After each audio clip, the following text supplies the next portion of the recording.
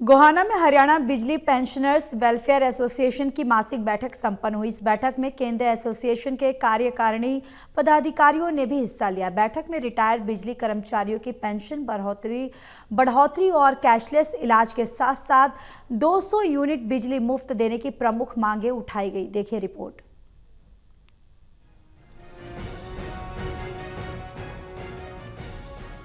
बिजली pensioners welfare association के पदाधिकारी ने बताया कि उनकी कई मांगे हैं, जिनमें सबसे अहम है 75 से 85 वर्ष के बीच उम्र के रिटायर्ड बिजली कर्मचारियों की पेंशन में 10 से 15 हजार रुपए की वृद्धि। इसके साथ ही कैशलेस इलाज की भी मांग है, लेकिन सरकार ने अब इस पर कोई ध्यान नहीं दिया है। पदाधिकारी ने कहा कि बिजली विभाग के रिटायर्ड कर्मचारियों को भी सरकार द्वारा 200 यूनिट बिजली मुफ्त दी जाए, जैसे कि वर्तमान में सक्रिय कर्मचारियों को मिलता है। काफी दिन से एक लंबी समय से पेंडिंग चली आ रही है कि 80 साल से ऊपर के 20%, 30%, 40, 50 और 100% वाली सुविधा है जी। पे स्केल, जो पे स्केल ओरिजिनल पे स्केल है, पे मिलती है जो, उसमें 20% की 80 साल के बाद 20% ऐड करते हैं। फिर जो है ना जी 30 साल के बाद जो है ना 5%, फिर 10%, फिर 5 साल के बाद फिर ऐसे 100 तक चली जाती है। तो हमारी डिमांड ये थी जी कि 65 से शुरू करके 65 साल में 5%, 70 साल में 10% और 75 साल में जो है 15%, इसके बाद ऑनवर्ड जो पीछे आगे मिलती आ रही है वो मिल ही रही है।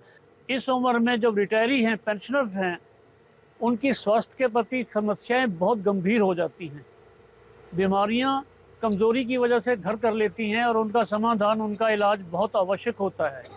सरकार की बहुत बार अनाउंसमेंट करने के बाद भी ये सिस्टम अभी तक कैशलेस नहीं हुआ, जिससे रिटायरीज में बहुत भारी रोष है।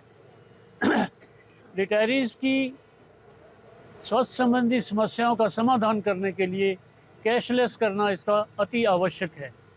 इस मीटिंग में, आज की मीटिंग में सभी पेंशनर्स ने सरकार के प्रति भारी रोष व्यक्त किया।